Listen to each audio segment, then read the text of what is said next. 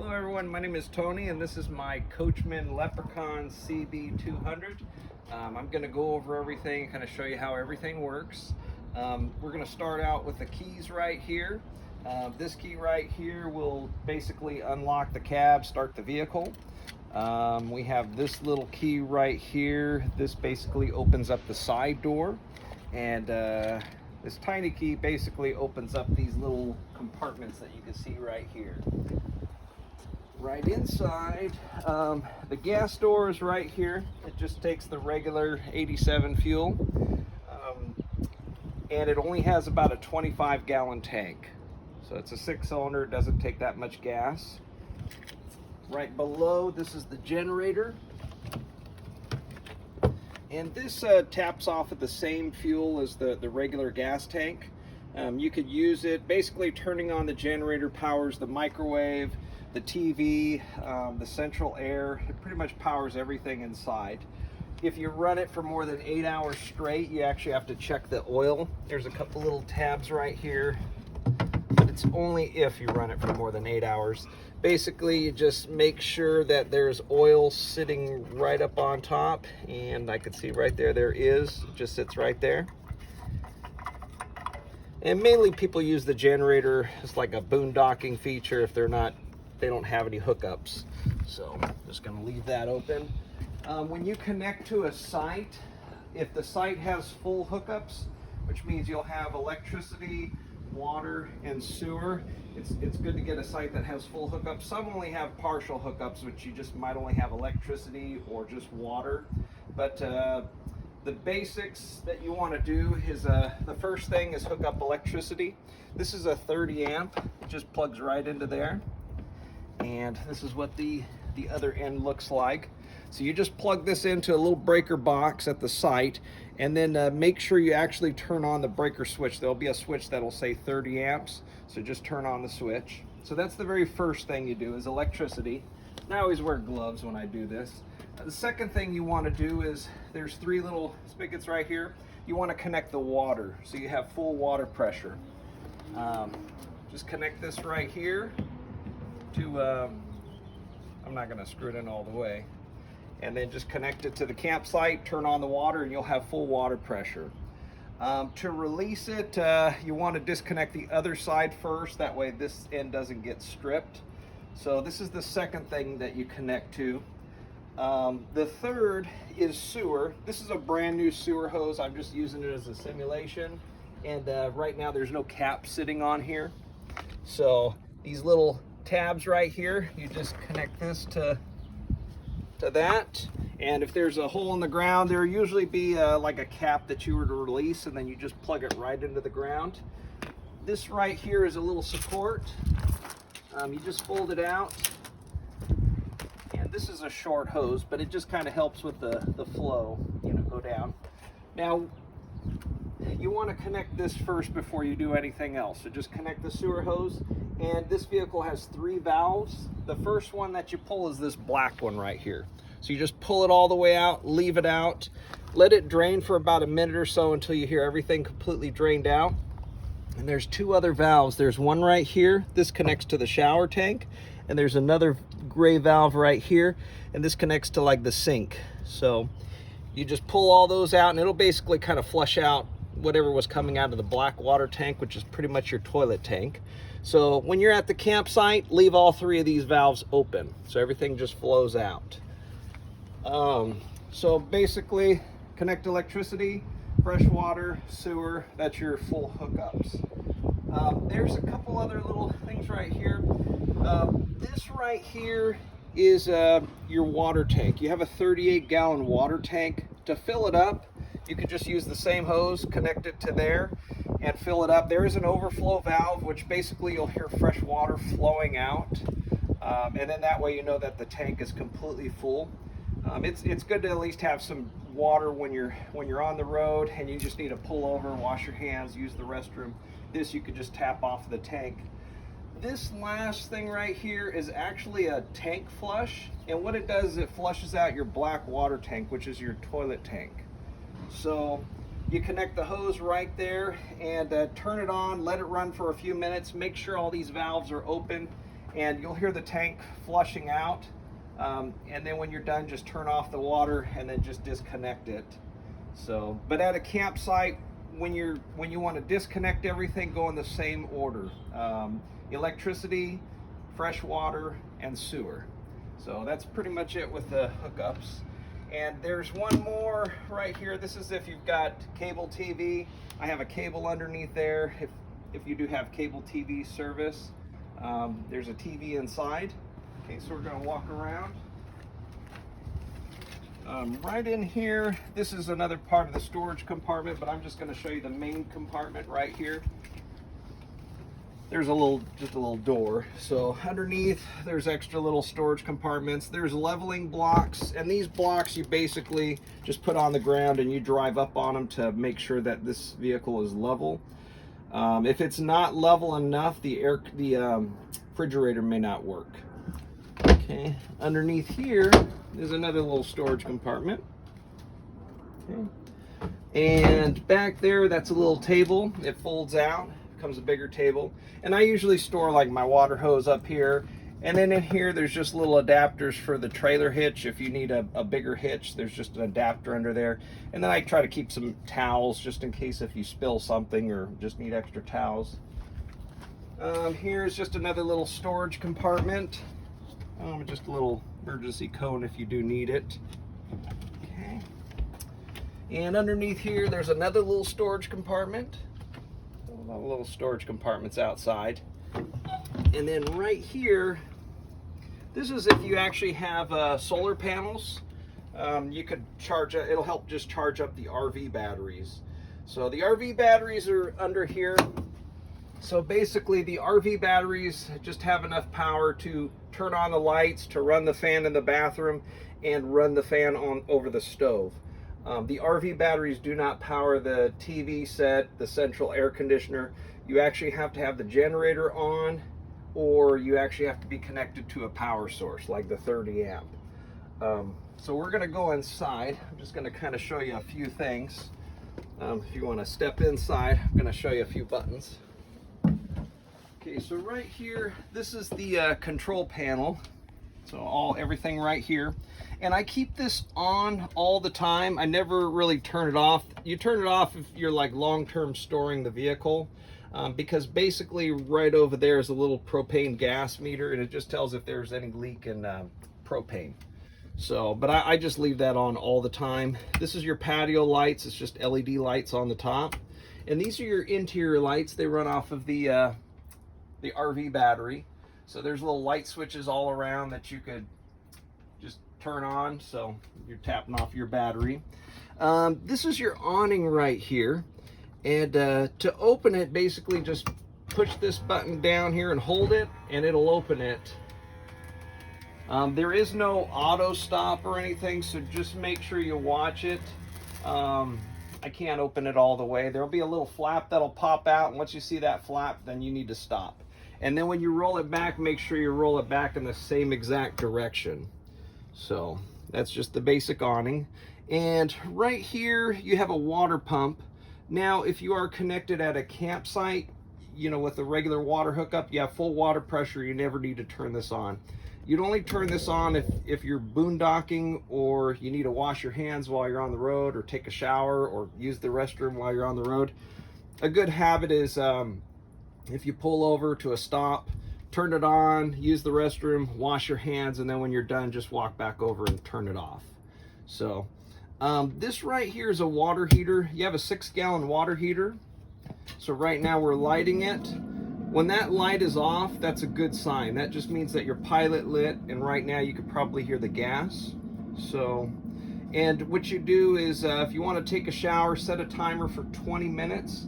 And then after 20 minutes, your water will be boiling hot. And the water will stay hot for hours and hours and hours.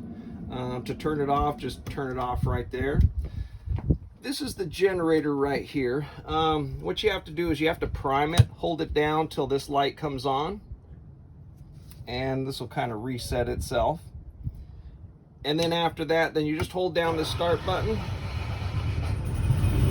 Just hold it till it completely starts, and the generator is on. Usually takes about 10-15 seconds, and you'll hear like a little beep, and that way you know you have full electricity. So right now the generator's on. You'll have electricity to run your central air, you'll have electricity to run your TV set, and all your outlets are live right now. So, and you'll see the microwave come on, that way you know you've got power to the whole vehicle. So, but like I said, it usually takes about 20 seconds or so. And you can actually have the generator while you are driving. So, and to turn this off, you just hit this stop button right here, and it just shuts off. I usually just turn it on if I need to like boil some water, make some coffee, and then I just turn it right off, because it does consume a lot of gas. It could be a half a gallon to about a gallon per hour, depending on the load that you're using. This right here is an LP gas meter. It's telling you that the liquid propane is full. See these little lights? It's like little red lights. It's telling you it's full. Battery, it's telling you got a full charge. Fresh water tank, we got a full fresh water tank. Black, well, looks like it's 2/3. Then gray, looks like we got a third of it. Oh, it's empty. And then auxiliary is nothing. That's just if there was an extra tank to the vehicle. So now I'm going to come inside and I'm going to show you a few buttons. Okay. Now the stove is a manual light, so you just kind of light a lighter and turn that on and it's lit. Okay. And this is your fan, your lights, your microwave. And usually these plates will come loose while you're driving, so you might, when you're at a stop, you might have to reset it, put it back in its place. Just extra cabinet storage. This is where I usually keep my hot water kettle and just some extra supplies in there. Okay. And same with down here. I usually keep all my cleaning supplies right down there, and some basic cookware in there. To turn on the heater, there's just a little on switch. I have it in the on position. Clicking it this way is off, this way is on. To basically turn it on, just move this dial and your heat will turn on. There we go. So the heater runs off of propane, and it is also running off of the RV battery. So it can run for hours and hours and hours off of the RV battery. When you want to turn it off, you don't actually have to turn the switch off. You can just turn this little thermostat all the way over here to the left and it'll turn off. There's little lights, just tap on them. You also have little USBs up on the top. There's a little light switch right here to turn on the light. Okay. And there's vents all over the vehicle. When you drive, you just have to make sure that they're closed. Right now they're open. Just close them just by turning them. Okay. And here the bathroom. Pretty simple. This is a little stopper. Probably about half of my calls, people complain that the sink is filling up. Just a manual stopper. You actually have to pull it out. There's not enough room to put an actual stopper right here. As for the toilet, to flush the toilet, right now we don't have water. We just have to turn on the water pump. But to add water, push the pedal about halfway, let it fill up, and do your business, and then push the pedal all the way down to flush it. So that way your toilet is completely flushed. When you drive, make sure that this seat is down, the doors are closed, all the vents are closed. And here I just keep like a laundry basket and some extra toilet paper. There are fuses. This is a fuse box, breaker box. If you do pop a breaker, sometimes it happens if you're running a hair dryer or something that's using a lot of amps. You might have to come back over here and just pop the breaker. I keep extra fuses in there. Okay. And up here, it's just a little toolkit that I have. The owner's manual book, and these are actually snow socks. They're legal in all 50 states, and you can use them as tire chains. So you just wrap them around the tires. The fridge, to turn on the fridge, what you have to do is push this button on first, then push this gas, and your fridge will turn on. Right now your fridge will run off of propane. So, and when you're at the campsite, then it'll actually run off of electricity. So the fridge actually uses the most propane, and it'll go through about 2 pounds, which about a half a gallon per day if it is not plugged in. And to open the fridge, you never pull these out. You just push the tabs in, open the door, same with down there. Okay. All right. And I'm going to show you how to make these into a bed. These tables are kind of loose on purpose so you can easily pull them out. I do have tape in there if you want to wrap around the legs just to make them like a solid fit in there, but it does make it really hard to pull the table out. But what you do is you just basically pull this table out, and these little legs, we can set them off to the side right now. And we use these smaller legs, put it in place, and the table sits right down. This folds out this way. This folds out this way. And you could take that out, and then there's kind of like a little blocker. It's not going to fall through. And this becomes a little bed right here. So up on top, there's another bed up here. So I'm just going to put this back into place real quick. Just going to put it off to the side. Actually, we'll just keep it there. Up here, undo these little Velcros. Take off this ladder. Okay. All right, I'm just going to put this aside for now.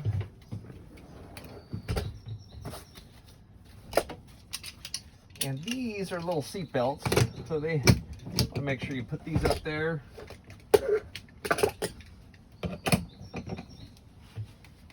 Okay. And try to flip it over on this side where you can see all the Velcro and then the hooks for the ladder. So then after, you want to make sure your kids aren't going to fall through. The seat belts up. You could strap these a little bit tighter. And then this is a curtain right here. This actually goes over the Velcro. It'll kind of block off everything. And the ladder right here. So basically climb up the ladder. But first you obviously want to pull off the seat belt. Just climb up there. You got a little bed. They got little vents. Up here on the top, I have a TV, a DVD player. And like I said, this does not run off of the RV battery. It's the most common question. You have to have the generator running to operate the TV and the DVD player. To pull this out, you just pull this little cord. It just kind of releases it. And this TV will swivel around, DVD player up here. And then I usually keep both the remotes. They're up here. And these will search, this TV will search through channels, so you can find a bunch of local channels. It does Netflix, Hulu, whatever you've got, you're more than welcome to use it. So, okay. And to put the TV back, just kind of make sure that pull this cable, make sure that it just kind of snaps into place so it holds there. You do have curtains, and these curtains, they basically fold down on all the sides, so you can just pull them right down. Okay. And right up on top, this is your central air. You could turn it on. Right now the generator has to be running, but this just runs the fan, and this will run the AC on this side. And then you could open the vents to have it flow down, or you could close this to have them flow out.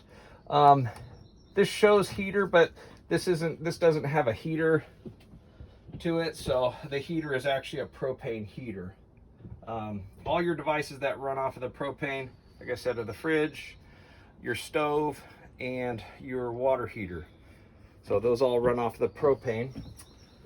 As for the inside the cab, I do provide like a little USB charger if you need to plug in your phones.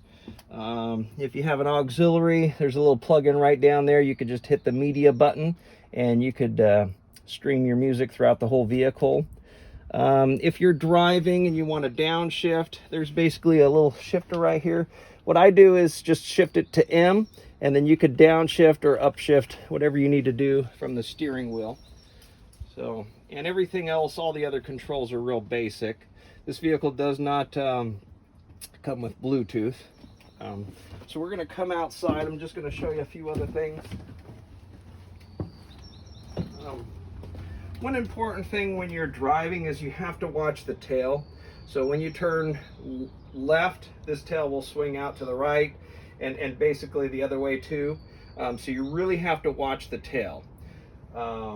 When you're driving also at a gas station, try to just pull straight in. You never want to turn in because this tail might end up hitting a pump. So that's one thing that you need to watch out for. Also try to keep it below like the speed limit, at speed limit or below, just to keep yourself safe. When you're driving next to trucks will kind of create an air pressure and will suck you in or pull you in. Just gradually ease away from them. And other than that, that's pretty much it. So thank you for watching.